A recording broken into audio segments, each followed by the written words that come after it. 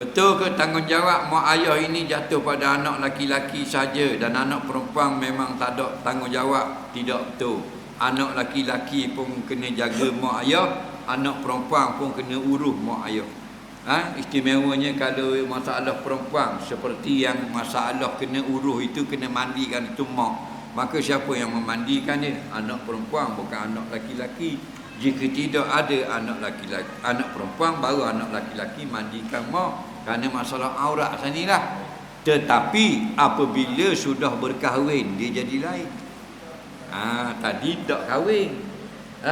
Bila sudah berkahwin, walaupun kita ni ada anak lelaki yang sudah menjadi suami orang, ada bini dah, tetap kena jaga juga mak ayah kalau dia perlu penjagaan. Adapun anak perempuan, kalau sudah jadi bini orang, kena mendahulukan suami dia. Kalau nak tolong mak ayah balik kampung Dungu, dia nikah dah duduk pakai, kena minta izin suami.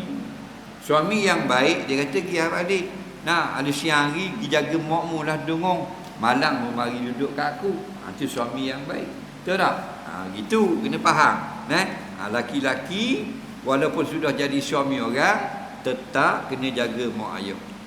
Jaga bukan dengan tangan anak tu sendiri. Cukup dengan anak laki-laki membayar upah orang gaji, mengasuh ibu bapa yang dalam keadaan susah tadi. Bukan mesti anak tu balik. Sebab ramai orang tak faham.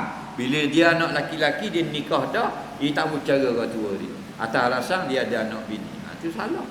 Faham? Walaupun mu ada anak bini, memang wajib nafkah anak bini dulu, kerana mu suami.